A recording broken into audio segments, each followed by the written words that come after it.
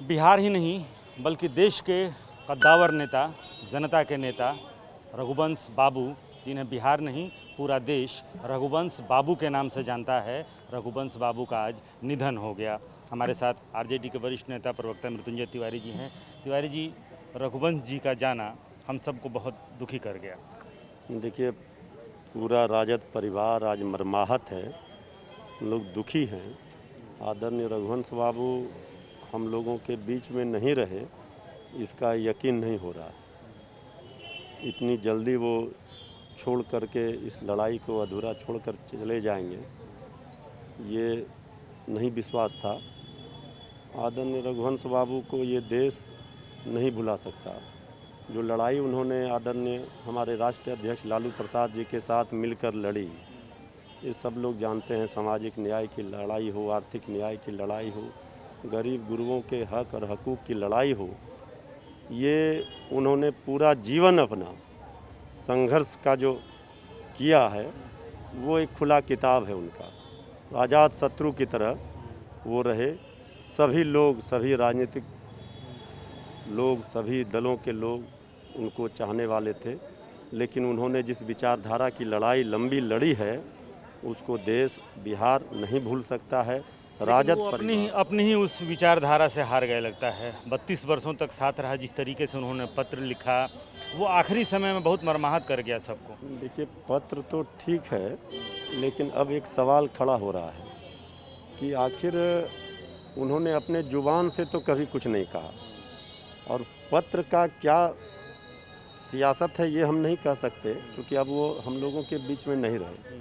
लेकिन उनके पत्र का जवाब हमारे राष्ट्रीय अध्यक्ष आदरणीय लालू प्रसाद जी ने दिया था कि हम राजनीतिक नहीं, पारिवारिक भी आप हमारे रहे हैं करीबी, सच सुख और दुख सबका सामना हम लोग मिल बैठ कर के किए हैं, और आप जल्द से स्वस्थ हों, आप कहीं नहीं जा रहे हैं, समझ लीजिए हम बैठ कर के। लेकिन ये खत की सियासत हमें समझ में नहीं आती है। अचानक जब वेंटिलेटर पर वो हैं, आईसीयू में हैं, और वहाँ से लगातार 2, 3, 4 खत निकल रहा है, तो अब ये तो हम नहीं कह सकते उस पर जब तक सच्चाई क्या है नहीं है।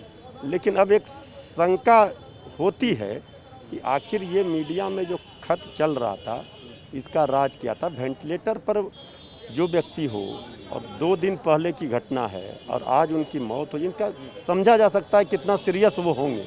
मतलब वो पत्र संदिग्ध लग रहा है, क्योंकि जिस तरीके से हालत नाजुक थी, वेंटिलेटर पर थे, बावजूद हर रोज़ किसी दिन लालू प्रसाद यादव को, किसी दिन नीतीश कुमार को, कभी मांगों को लेकर के पत्र लिख रहे थे, तो अब लग रहा है कि संदिग्ध है पत्र। यही हम लोगों को एक शंका है, और हम लोग पूरा राष्ट्रीय जनता दल के स्थापना काल से वो थे इस पार्टी में। उन्होंने अपने खून पसीने से सींचने का काम किया, और उन्होंने जिस सिद्धांतों और विचारधाराओं के साथ राजनीति की शुरुआत की, उससे कभी समझौता नहीं किया। कार्यकर्ताओं से पूछ लेते हैं। रघुवंश बाबू का जाना बहुत दुखी कर गया सबको। बहुत दुखी है सर, पूरे बिहार दुखी है, समझे ना। ऐसी कमी पूरा नहीं हो पाएगा। टिकट के लिए आए हैं? हाँ, टिकट के लिए। रघुवंश बाबू नहीं रहे। रघुवंश बाबू नहीं रहे, लेकिन उनको जगह पर रामा सिंह आए हैं, और मजबूती होगा। और हम लोग हैं पसी समाज के दूत हैं, और देखिए नीतीश कुमार तो जानते हैं दलित आखिरी समय में, लेकिन जिस तरीके से चिट्ठियां आई सामने, तो लगता है कि आखिरी समय में ऐसा नहीं होना चाहिए था। देखिए, रघुवंश बाबू एक समाजवादी नेता थे, एक तरह से राजद की रीढ़ थे, और जिस हिसाब से लालू प्रसाद यादव को उन्होंने मजबूती दी, उनके पीछे खड़े रह करके। चिट्ठी के बारे में जो सवाल खड़ा हो रहा है, उसमें तो मान लीजिए वो जांच का विषय है कि चिट्ठी फर्जी है। जो व्यक्ति वेंटिलेटर पे है, वो चिट्ठी कैसे लिख सकता है?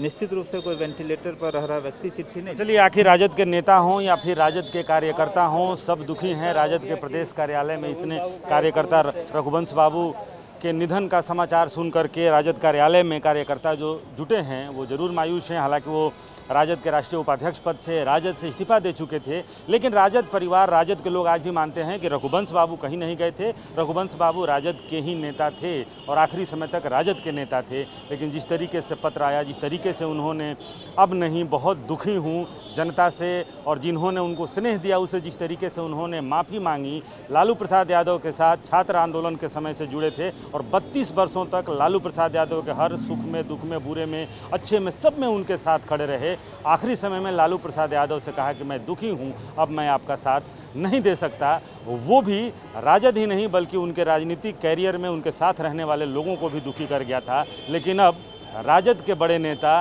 ये सवाल खड़ा कर रहे हैं कि आखिर रघुवंश बाबू जब उनकी हालत नाजुक थी, आईसीयू में थे और वेंटिलेटर पर थे, तब आखिर वो पत्र कौन लिख रहा था? उस पत्र की सच्चाई कहीं ना कहीं संदिग्ध है। कैमरामैन कुणाल के साथ रूपेश कुमार, TV9 भारतवर्ष, पटना।